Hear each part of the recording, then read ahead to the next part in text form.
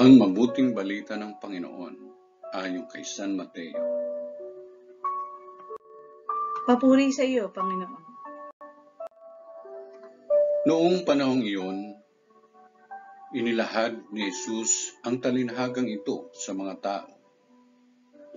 Ang paghahari ng Diyos ay katulad nito. May isang taong nagasik ng mabuting binhi sa kanyang bukid. Isang gabi, samantalang natutulog ang mga tao, dumating ang kanyang kaaway at nagasik ng masasamang damo sa triguhan.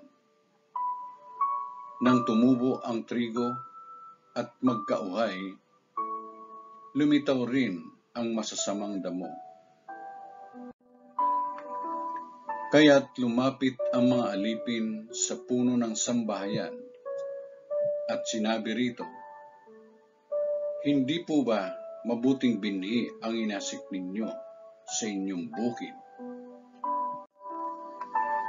Bakit po may damo ngayon?" Sumagot siya, "Isang kaaway ang may kagagawan nito." Tinanong siya ng mga utusan, "Bubunutin po ba namin ang mga iyon?" "Huwag," sagot niya. "Baka mabunot pati trigo. Hayaan na ninyong lumago kapwa hanggang sa anihan."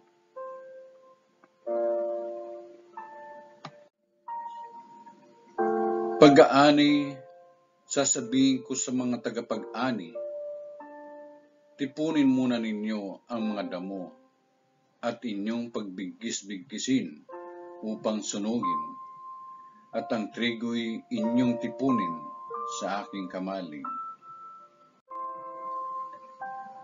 Ang mabuting balita ng Panginoon. Pinupuri ka namin, Panginoong Jesucristo.